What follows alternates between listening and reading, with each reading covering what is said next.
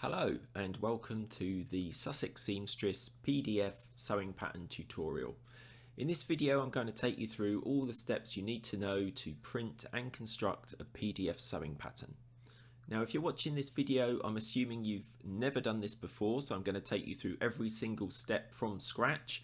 If you're trying to print one of these patterns in future, you won't need to repeat all of these steps. This is getting you set up from nothing. So actually it only takes about 5 minutes to print a pattern, but I'm going to take you through everything you need to know to make sure you're set up correctly.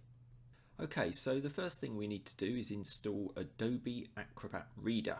So to do this, you'll need to search for it, either with your web browser on Google, for example, or you can use your smartphone. You need to look in the App Store, either on your iPhone or your Android App Store.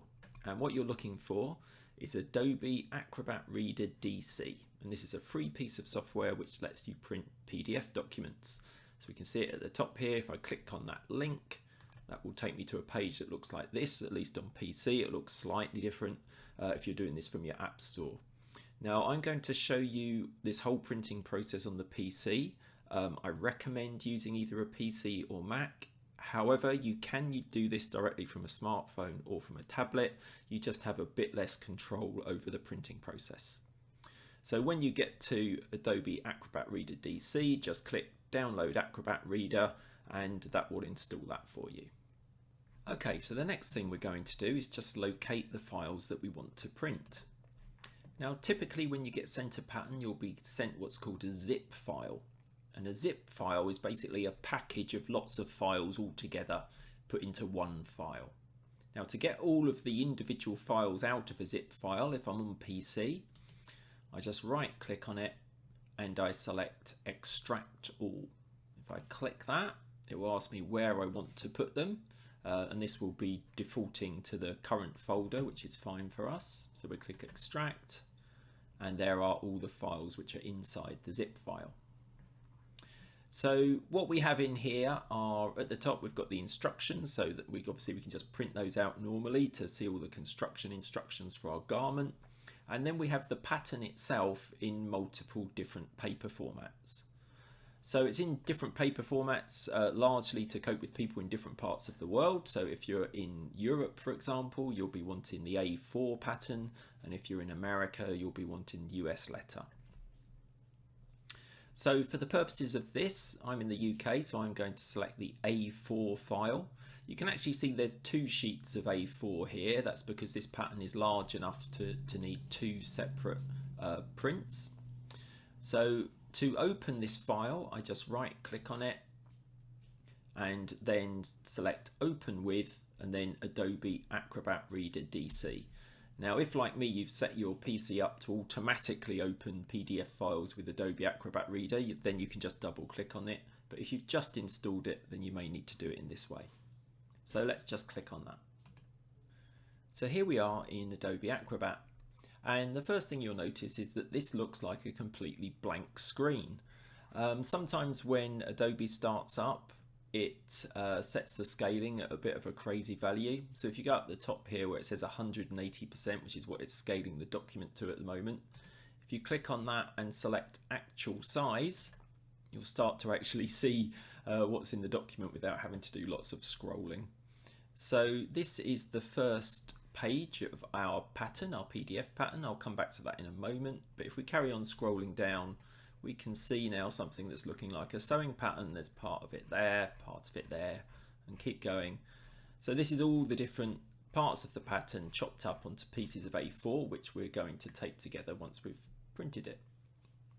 Now the first thing we want to do is to actually just print this first page. So this first page contains a test square, which is of a known size for Sussex Seamstress. It's 10 by 10 centimeters.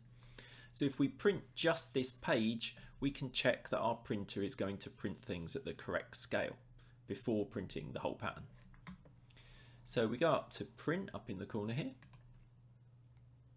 So now we're going to have to do a bit of checking.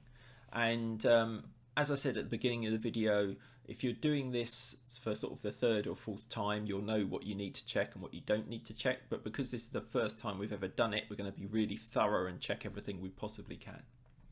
So the first thing is to just check that your printer is selected at the top next to printer. I'm sure it probably is. And then when we come further down here, we want to select the size option for in terms of how we're printing it, which just means we want to set the size of what we're printing.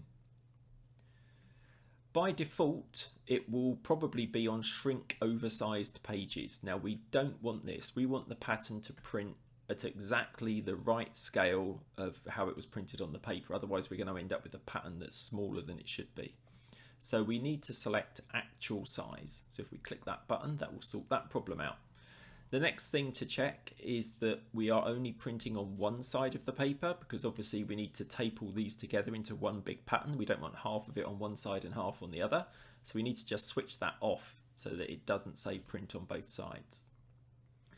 So generally that's all that you need to do. But because this is the first time we've ever done this, we need to just check a couple of other things to make sure the printer's not doing stuff we don't want it to. So if we click the properties value here next to the printer, we can see lots of other printer settings. Now these are going to look different for your printer than they are for mine, because this is software that comes with your printer, but it will have similar options on it. So the things to check are just to make sure that there isn't an option in here that's overriding the two-sided printing. There shouldn't be. It should take the setting that you did in Adobe Acrobat.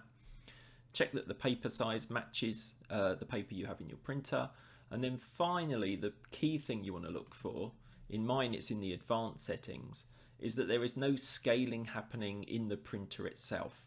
And in fact, by default, a lot of printers do this. So if you see over here, it says fit to paper size A4. So we don't want it to do that. We want any scaling to be off.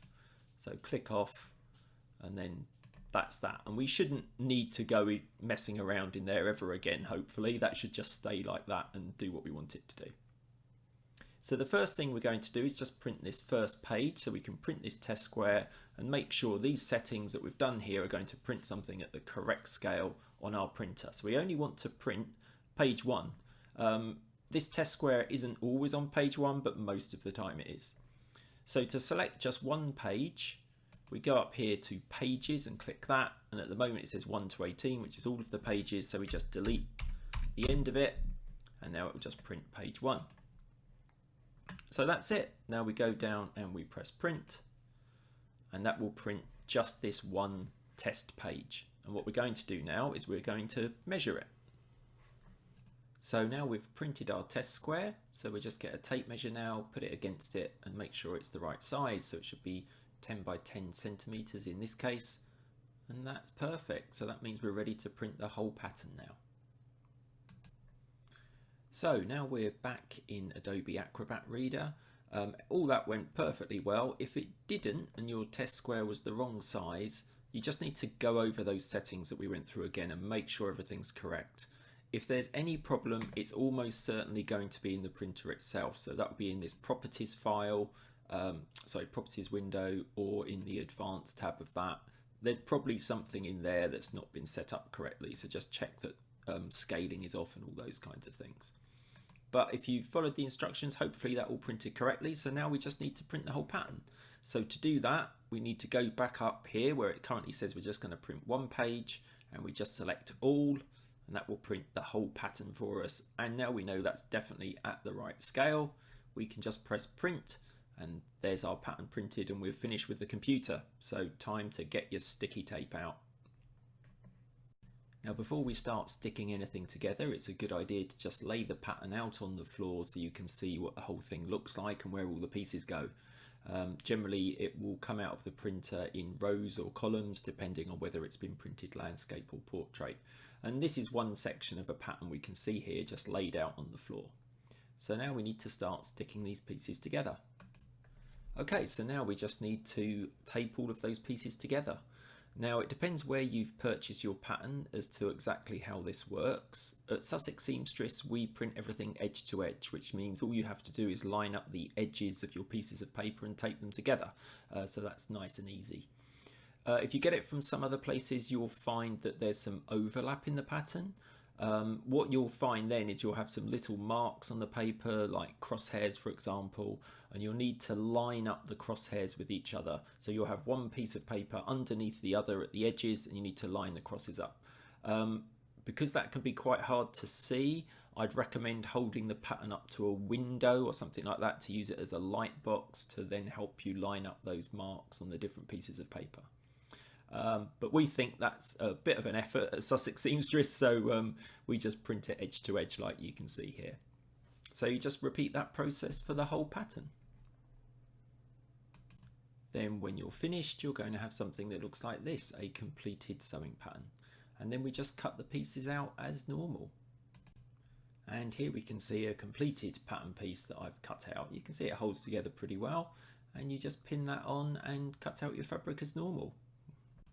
And that's it. I hope you found that useful. If you want any more information, just visit us at sussexseamstress.com. You can also find more links in the description. And please subscribe to our YouTube channel. It really helps us out. So just click that subscribe button down below. Thank you very much for watching.